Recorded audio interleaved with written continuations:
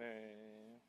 길고 무더웠던 여름이 이제 조금씩 물러가고 아침 저녁으로 이제 찬바람이 불기 시작했습니다. 얼마나 기쁜지요. 이 찬바람이 얼마나 반가운지 모르겠습니다. 참 신기합니다. 계절이 이렇게 바뀌어가는 모습들을 바라보면서 참 우리는 하나님의 주권과 하나님의 질서가 참 위대하다라는 것을 우리는 경험하게 되는 것 같습니다. 하나님이 세우신 질서를 보면 모든 것에 끝이 있고 하나님은 반드시 하나님의 정하신 때 가운데 하나님은 온 땅을 통치하고 계시는구나 라는 것을 우리는 경험하게 됩니다. 우리의 인생도 마찬가지입니다. 기쁨의 계절이 있는가 하면 눈물의 계절도 우리에게 찾아오기도 하고, 형통한 때가 있는가 하면 때론 막막한 인생의 때가 찾아오기도 합니다.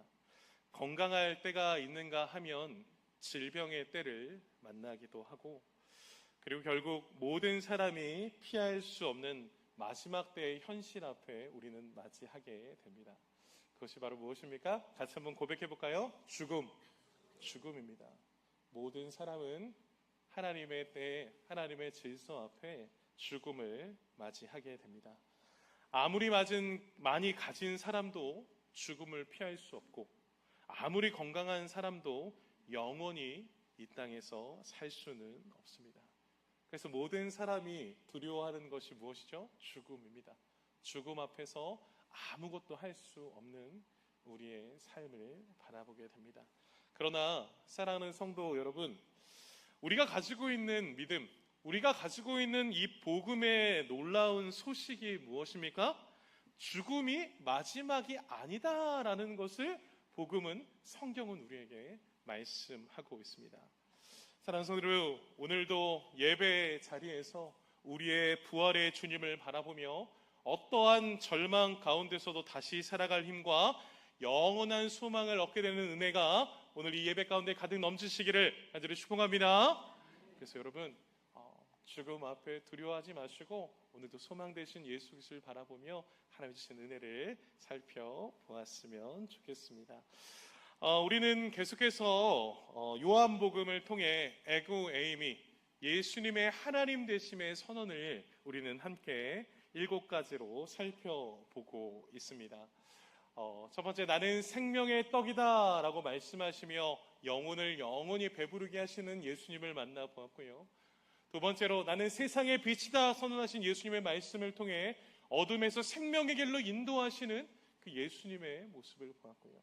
나는 양의 문이다 라고 선언하시며 구원과 안전과 풍성한 생명의 길로 인도하시는 예수 그리스도를 우리는 발견하였습니다.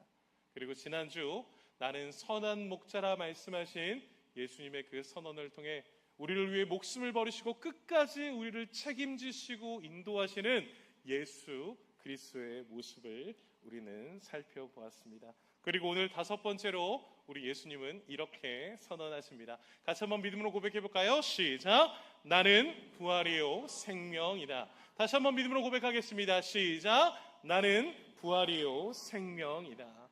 오늘 예수님께서는 우리에게 5번째 에고 에이미, 나는 부활이요 생명이다 라고 우리에게 말씀하고 계십니다. 여러분, 예수님께서 말씀하시는 이 선언은 평안한 자리에서 나온 말씀이 아닙니다. 한 가정에 죽음이 찾아왔습니다. 모든 사람이 두려워하고 고통스러워하는 죽음이 찾아온 것입니다. 그 죽음을 맞이하게 된 사람은 나사로입니다.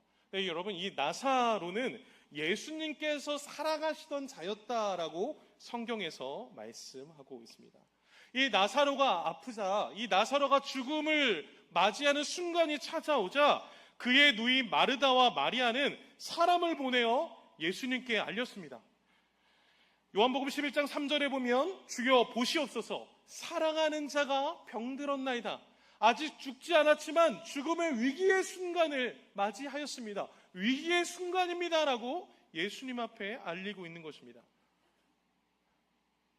마르다와 마리아는 당연히 생각했을 것입니다. 위기의 순간에 예수님이 사랑하시는 이 위기의 순간에 예수님은 반드시 나사로에게 찾아올 것이다. 이 위기의 순간을 이겨내게 하실 것이다 라고 생각했을 것입니다. 그런데 성경을 보니 예수님은 즉시 오시지 않으셨습니다. 계시던 곳에서 이틀을 더 머무르셨다라고 성경은 말씀합니다. 결국 나사로는 죽게 되었습니다. 예수님께서 베다니에 도착하셨을 때에는 이미 무덤에 있은 지 나흘이 되었다라고 말합니다. 4일이 지났다라는 것이죠. 당시 유대인들이 믿었던 유대 전승에 보면 죽은 사람의 영이 사흘 동안, 3일 동안 시신 곁에 머문다라고 그들은 생각했습니다.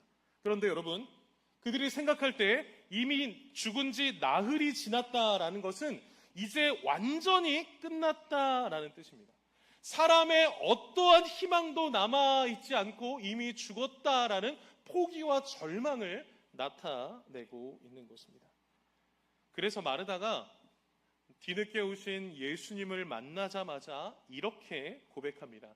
21절인데요. 우리 21절 같이 한번 고백해 볼까요? 시작. 주께서 여기 계셨더라면 내 오라버니가 죽지 아니하였겠나이다. 안타까운 마음으로 마르다가 주님 앞에 고백하는 겁니다. 주님께서 여기 계셨더라면, 그 위기의 순간에 주님이 계셨더라면 내 오라버니가 죽지 않았을 텐데요. 여러분, 이 말 속에는 주님이 계셨더라면 죽지 않을 것이라는 예수님에 대한 믿음이 담겨져 있습니다. 그러나 또 무엇이 담겨져 있습니까? 같이 한번 고백해 볼까요? 원망, 아픔. 이 원망과 아픔을 가지고 주님이 빨리만 오셨더라면 내 오라버니 나사로가 죽지 않았을 텐데요. 주님, 왜 이렇게 늦게 오셨습니까?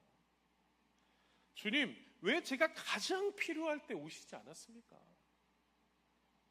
주님이 조금만 일찍 오셨더라면 결과는 달라졌을 텐데 주님 왜 이제 오신 겁니까? 사랑하는 사람을 잃은 마르다의 눈물 어린 고백이 바로 이 고백입니다. 여러분, 이러한 고백 앞에 예수님은 마르다에게 무엇이라고 고백하셨을까요? 무엇이라고 말씀하셨을까요? 예수님께서는 마르다를 책망하지 않으셨습니다. 오히려 그 절망의 자리에서 인간의 죽음에 대한 가장 위대한 대답을 오늘 마르다에게 주고 계십니다. 그 바로 선언이 바로 오늘 에고에이미, 예수님의 선언 5번째. 같이 한번 고백해 볼까요? 시작. 나는 부활이요 생명이다. 다시 한번 고백해 보겠습니다. 시작. 나는 부활이요 생명이다. 오늘 이 선언을 마르다에게 하고 계신 것입니다. 사랑하는 성도 여러분, 우리도 마르다와 같은 이런 질문을 종종 할 때가 있습니다. 주님, 제가 정말 주님이 필요해서 주님 앞에 기도했는데 왜 응답하지 않으십니까? 주님, 내가 주님을 그렇게 부르짖었는데 왜 그때 나를 도와주지 않으셨습니까? 주님, 내가 주님을 위해서 어떻게 살았는데 주님 나에게, 우리의 가정에 이런 아픔을 주십니까? 이러한 고백을 종종 하게 되는 우리의 모습을 보게 됩니다. 그런데 사랑하는 성도 여러분, 오늘 주님이 마르다와 같은 우리의 인생 앞에, 우리의 절망 앞에 오늘 주님은 우리에게 이렇게 말씀합니다. 같이 한번 고백해 볼까요? 시작. 나는 부활이요 생명이다. 다시 한번 선포하겠습니다. 시작. 나는 부활이요 생명이다. 좌절해져 있는, 넘어질 수밖에 없는, 눈물이 앞을 가리는 상황 가운데 주님은 우리에게 오늘 찾아오셔서 나는 부활이요 생명이다 라고 우리에게 말씀하고 계신 것입니다. 사랑하는 성도 여러분, 오늘 말씀을 통해 죽음과 절망을 넘어 우리에게 참된 생명을 주시는 예수 그리스도의 은혜를 바라보시는 저 여러분의 삶이 되시길 간절히 축복합니다. 부활이요 생명이신 그 주님이 오늘 우리에게 주시는 하나님의 놀라운 은혜 3가지를 오늘 말씀을 통해 함께 살펴보도록 하겠습니다. 첫 번째입니다. 우리 첫 번째 같이 한번 고백해 볼까요? 시작. 예수님은 절망의 자리로 찾아오시는 부활이십니다. 우리 예수님은 우리의 절망의 자리로 찾아오시는 부활의 하나님이시다라고 성경은 우리에게 말씀합니다. 23절과 24절을 보면 이렇게 말씀합니다. 같이 한번 읽어볼까요? 시작. 예수께서 이르시되 내 오라비가 다시 살아나리라. 마르다가 이르되 마지막 날 부활 때에는 다시 살아날 줄을 내가 아나이다. 아멘. 사랑하는 성도 여러분, 마르다는 부활을 믿지 않았던 사람이 아닙니다. 오히려 부활에 대해서 가장 잘 알고 있었던 사람이 바로 마르다였습니다. 예수님께서 내 오라비가 다시 살아나리라 라고 말씀하시자 마르다가 대답합니다. 맞습니다. 마지막 날 부활 때에 다시 살아날 줄을 내가 믿습니다. 내가 알고 있습니다. 라는 믿음의 고백을 예수님 앞에 하고 있는 것이죠. 여러분, 틀린 말이 아닙니다. 마르다가 고백하는 이 고백은 마지막 날 하나님께서 죽은 자를 다시 일으키실 것을 믿음으로 고백하고 있는 것입니다. 그런데 여러분, 이 마르다의 고백을 잘 살펴보시기 바랍니다. 여러분, 마르다에게 부활은 어디에 있습니까? 마지막 날에 있습니다. 먼 미래에 있습니다. 주님 압니다. 언젠가 마지막 날이 되면 다시 살아나겠지요. 그러나 그 믿음이 지금 오라버니의 무덤 앞에서 울고 있는 마르다에게 충분한 위로가 되지 못했습니다. 이미 죽었고 마지막 날 다시 부활하게 되겠지. 그때 다시 만날 수 있겠지.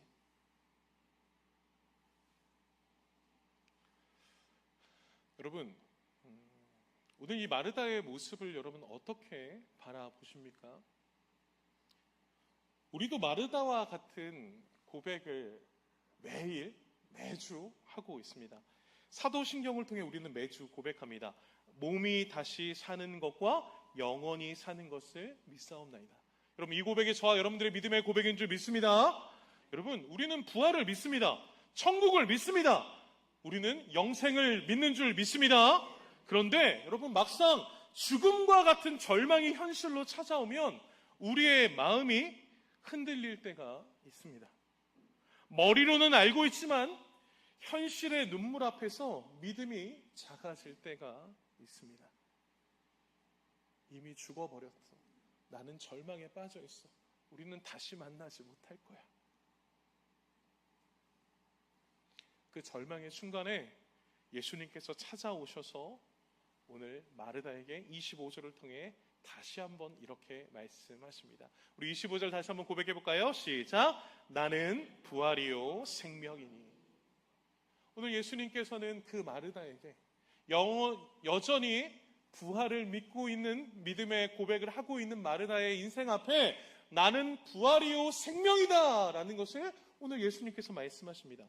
여러분, 여기서 말하는 부활이라는 뜻은 무엇입니까? 헬라어로 아나스타시스라는 원어에서 나옵니다. 이 아나스타시스라는 원어는 다시 일어남, 다시 일으켜 세운다라는 원어의 뜻을 가지고 있습니다. 우리 주님께서는 내가 마지막 날에 부활을 주겠다라고만 말씀하지 않으셨습니다. 예수님은 더 정확하게 무엇이라고 말씀합니까? 내가 부활이다라고 지금 선언하고 계신 것입니다. 사랑하는 성도 여러분, 이것이 정말 중요합니다. 마르다는 부활의 때를 바라보고 있었지만 예수님은 부활의 주님, 지금 나를 바라보아라 라고 선언하고 계시는 것입니다. 마치 이렇게 말씀하시는 겁니다. 마르다야, 내가 마지막 날에 기다리고 있는 그 부활의 주님이 지금 내 앞에 서 있으니 절망하지 말고 좌절하지 말고 나를 바라보아라. 오늘 예수님께서는 절망하고 있는 마르다 앞에 찾아와서 부활의 주님이 내 앞에 있다라고 선언하고 계신 것입니다. 여러분, 더욱 놀라운 것은 무엇입니까? 그 부활의 주님께서 어디로 찾아오셨습니까? 마르다의 인생의 가장 큰 고통인 절망의 자리로 찾아오셨다라는 겁니다. 여러분, 우리 주님 어떤 분이십니까? 나사로가 건강할 때만 찾아오신 것이 아닙니다. 마르다와 마리아가 기쁠 때만 찾아온 것이 아닙니다. 모든 것이 잘 되고 있을 때만 찾아오신 것이 아닙니다. 사랑하는 사람을 잃고 울고 있는 곳, 사람의 모든 가능성이 사라져버린 돌로 막힌 무덤 앞에 주님이 찾아오셨다라는 것입니다. 사랑하는 성도 여러분, 우리 주님은 이런 분이십니다. 우리가 웃을 때만 함께 하시는 분이 아니라 우리의 울고 있는 자리로 찾아오시는 주님이심을 믿으시기를 간절히 축복합니다. 사람들에게 말하지 못하는 아픔의 자리로 찾아오시고 내가 포기하고 싶은 그 절망의 순간의 자리도 찾아오시는 주님, 그 주님이심을 오늘 성경은 우리에게 말씀하는 것입니다. 사랑하는 성도 여러분, 그러기에 우리 예수님은 절망의 자리로 찾아오시는 부활의 주님을 믿으시며 절망이 아니라 소망을 가지고 살아가시는 저와 여러분들의 삶이 되시길 간절히 축복합니다. 사랑하는 성도 여러분, 혹시 우리의 삶에도 이런 무덤처럼 느껴지는 자리가 있으십니까? 가정 때문에, 자녀 때문에, 직장 때문에, 건강 때문에, 경제적인 형편 때문에 마음속으로 이제는 다 끝났다 같다라고 생각하고 계십니까? 여러분, 나사로의 무덤을 본 모든 사람들은 그렇게 생각했습니다. 죽은 지 나흘이 되었기에 이제 끝났다. 이젠 어떤 방법도 없다라고 생각했습니다. 그러나 그때 우리 주님이 오셨고 사람들은 무덤을 바라보았지만 예수님은 생명을 바라보셨습니다. 사람들은 끝났다라고 말했지만 예수님께서는 말씀하셨습니다. 끝이 아니다. 부활이요 소망인 내가 여기 있다. 나를 바라보아라 라고 예수님은 말씀하고 계신 것입니다. 사랑하는 성도 여러분, 예수님이 계시면 끝이 아닌 줄 믿습니다. 내 방법이 끝났다라고 하나님의 방법이 끝난 것이 아닙니다. 부활의 주님께서 함께 하시는 사람에게 절망은 결코 마지막 단어가 될 수 없습니다. 그래서 사도 바울은 고린도후서 4장 8절과 9절을 통해 우리에게 이렇게 말씀합니다. 우리 같이 한번 고백해 볼까요? 시작. 우리가 사방으로 우겨쌈을 당하여도 쌓이지 아니하며 답답한 일을 당하여도 낙심하지 아니하며 박해를 받아도 버림받지 아니하며 거꾸림을 당하여도 망하지 아니하고. 아멘. 사랑하는 성도 여러분, 우리의 인생의 실패는 마지막이 아닌 줄 믿습니다. 우리의 눈물도 마지막이 아닌 줄 믿습니다. 우리의 질병도 마지막이 아닌 줄 믿습니다. 사랑하는 성도들은 심지어 우리의 죽음도 우리의 인생의 마지막이 아닌 줄 믿습니다. 그러므로 사랑하는 성도 여러분, 우리는 상황만 바라보며 끝났다라고 말하지 마십시오. 무덤보다 크신 예수 그리스도를 바라보시길 간절히 축복합니다. 오늘도 우리의 가장 깊은 절망의 자리까지 찾아오셔서 다시 일으키시는 부활의 주님을 바라보며 그 주님을 믿으며 함께 일어서시는 저 여러분들의 복된 인생 되시기를 예수 그리스도의 이름으로 간절히 축복합니다. 아멘. 두 번째입니다. 우리 두 번째 같이 한번 고백해 볼까요? 시작. 예수님을 믿는 자에게는 죽음보다 강한 생명이 있습니다. 예수님을 믿는 자에게는 죽음보다 강한 생명이 있다라고 오늘 성경은 우리에게 말씀합니다. 오늘 25절인데요. 우리 25절을 또 다시 한번 읽어볼까요? 시작. 나는 부활이요 생명이니 나를 믿는 자는 죽어도 살겠고. 아멘. 사랑하는 성도 여러분, 예수님께서는 나는 부활이다 라고만 말씀하지 않으셨습니다. 이어서 선언하십니다. 나는 생명이다 라고 말씀하십니다. 여러분, 여기서 말하는 생명은 헬라어로 조에라는 원어에서 나옵니다. 이 조에라는 원어는 단순히 숨쉬고 심장이 뛰는 육체적인 생명만을 말하는 것이 아닙니다. 바로 하나님께로부터 오는 생명, 죽음조차 끊어놓을 수 없는 영원한 생명, 그게 바로 조에라고 하는 원어의 뜻입니다. 그래서 예수님께서는 놀라운 말씀을 하는 것입니다. 나를 믿는 자는 죽어도 살겠고 라고 오늘 예수님은 생명의 근원 되신 주님께서 선언하십니다. 여러분, 이 말을 들으면 얼핏 들으면 굉장히 모순처럼 들려집니다. 여러분, 죽었는데 어떻게 다시 살아납니까? 세상에 있는 모든 사람들은 죽음 앞에서 다 무너집니다. 그런데 여러분, 오늘 예수님이 말씀하시는 것처럼 죽었는데 어떻게 다시 삽니까? 그러나 여러분, 오늘 예수님께서 말씀하시는 이 뜻은 예수님께서 죽음보다 더 큰 생명이 있다라는 것을 우리에게 말씀하고 있는 것입니다. 사랑하는 성도 여러분, 기독교는 예수님을 믿으면 죽지 않는다라고 말하지 않습니다. 예수를 믿으면 죽지 않습니다. 영원히 삽니다라고 말하지 않습니다. 믿는 사람도 병듭니다. 믿는 사람도 늙습니다. 믿는 사람도 사랑하는 사람과 이별을 하게 됩니다. 우리도 때가 되면 육체의 죽음을 맞이할 수밖에 없습니다. 그러나 여러분, 하나님을 믿는 사람과 믿지 않는 사람의 결정적인 차이가 있습니다. 바로 믿는 자들에겐 죽음이 끝이 아니다라는 것입니다.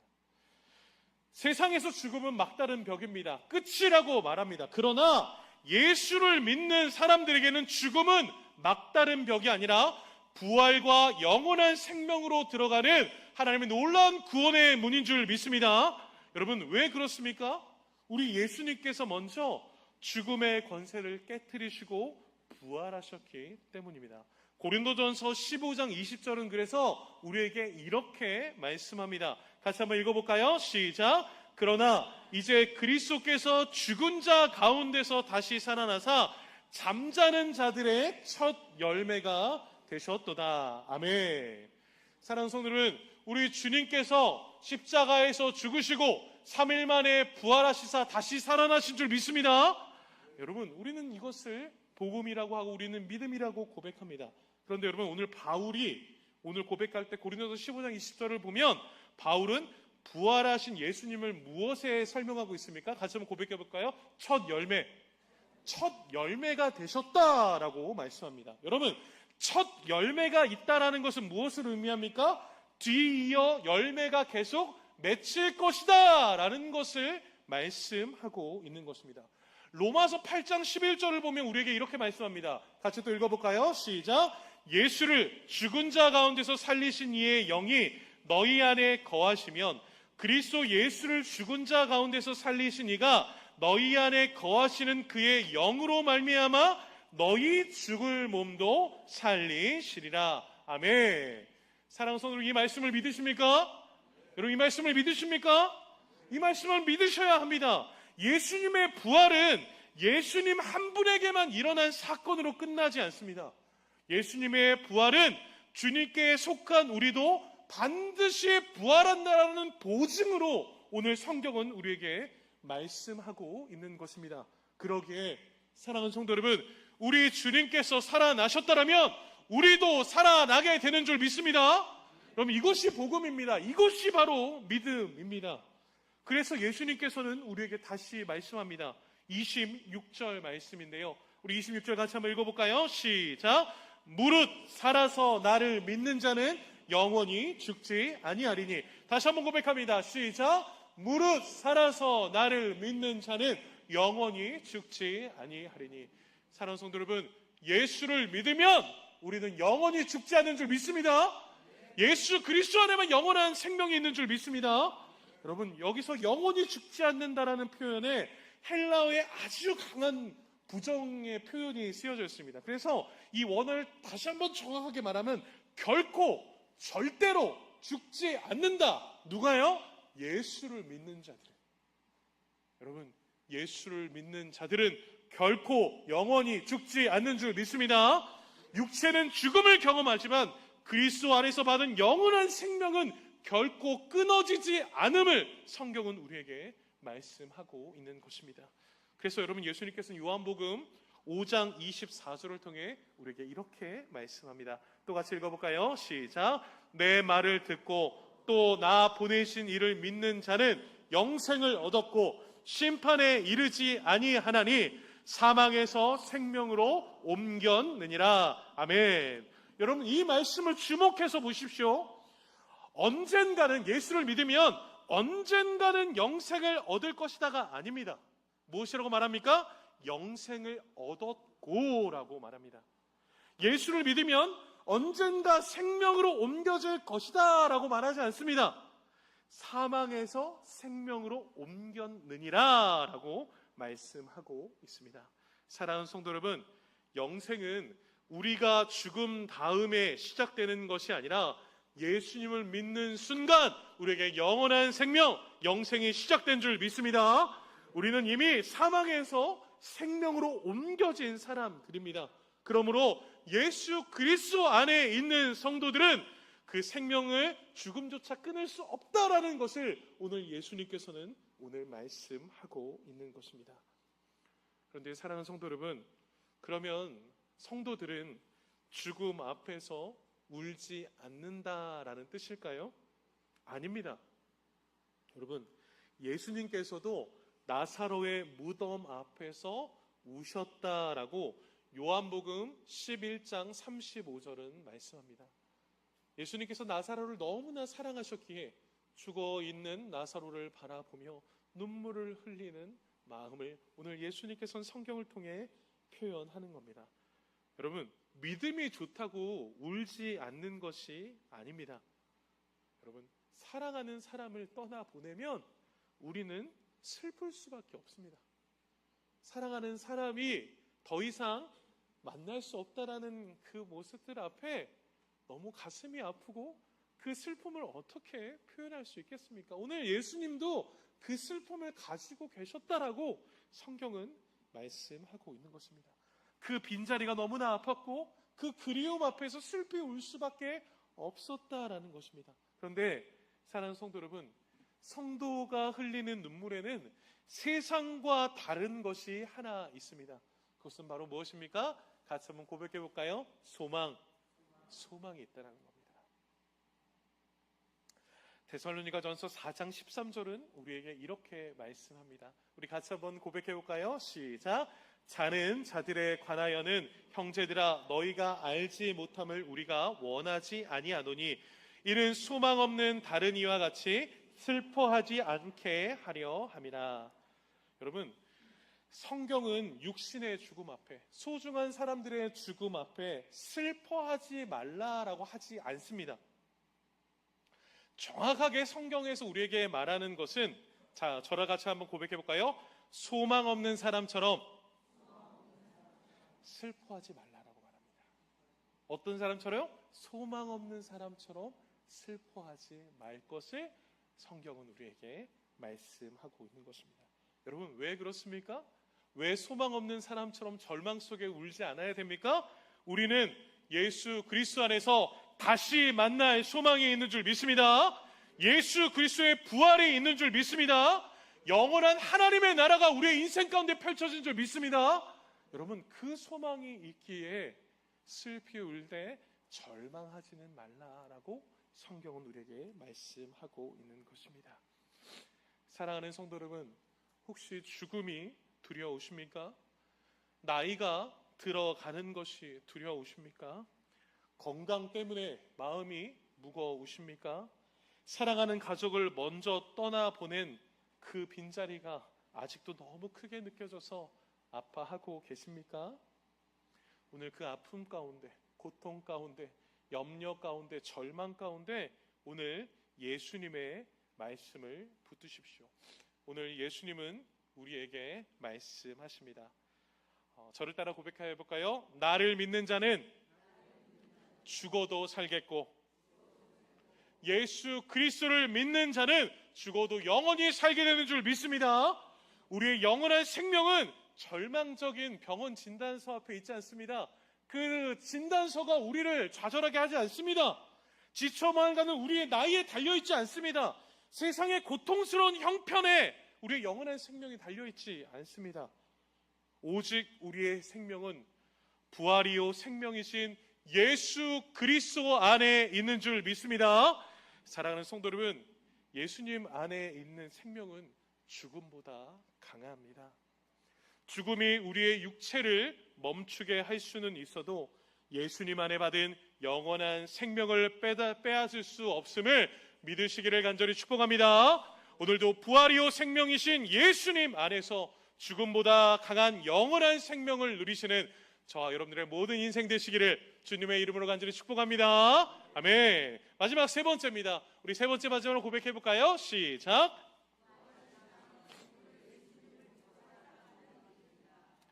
마지막으로 부활의 신앙은 오늘 예수님을 믿고 살아가는 믿음이다라고 성경은 우리에게 말씀하고 있습니다.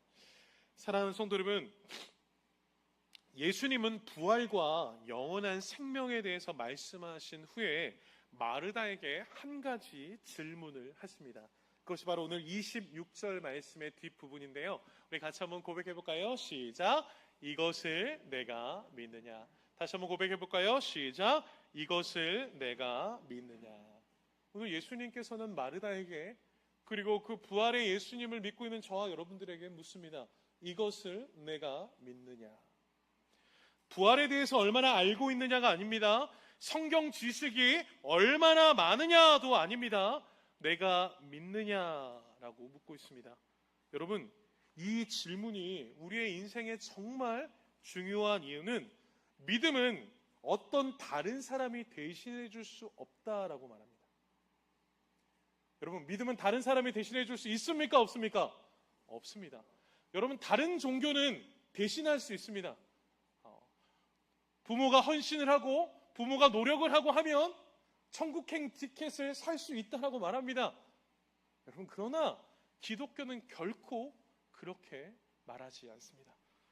부모님의 믿음이 나의 믿음이 될 수 없고, 오랫동안 교회를 다닌 경력이 나의 믿음을 대신할 수 없다라고 성경은 우리에게 말씀합니다. 그래서 오늘 주님은 우리 한 사람 한 사람 개인에게 오늘 이 마르다에게 하신 질문을 우리에게 하는 것입니다. 나는 부활이요 생명이다. 너가 그것을 믿느냐? 옆에 사람을 믿는 거 말고요. 우리 부모님들이 믿는 거 말고요. 내 세런들이 믿는 거 말고요. 오늘 말씀 앞에 서 있는 저와 여러분들, 제 자신이 부활이요 생명이신 예수 그리스도를 믿고 있느냐? 그 질문을 오늘 마르다에게 하고 있는 것입니다.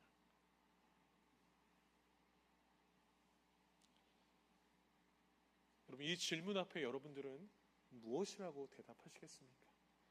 하나님께서, 예수 그리스도께서 너에게 너가 나를 믿느냐라고 물으신다면 여러분 무엇이라고 대답하시겠습니까? 오늘 마르다는 그 주님의 질문 앞에 오늘 27절을 통해 이렇게 고백합니다. 여러분, 우리 이 고백, 우리의 고백이라고 생각하고 함께 믿음으로 선포해 볼까요? 시작. 주여 그러하이다. 주는 그리스도시요 세상에 오시는 하나님의 아들이신 줄을 내가 믿나이다. 아멘. 여러분, 이 믿음의 고백이 저와 여러분들의 고백이 되시길 간절히 축복합니다. 여러분, 아직 나사로는 살아나지 않았습니다. 무덤의 돌도 그대로 있습니다. 상황은 아무것도 변하지 않았습니다. 그런데 여러분, 무엇이 변했습니까? 마르다의 시선이 변했습니다.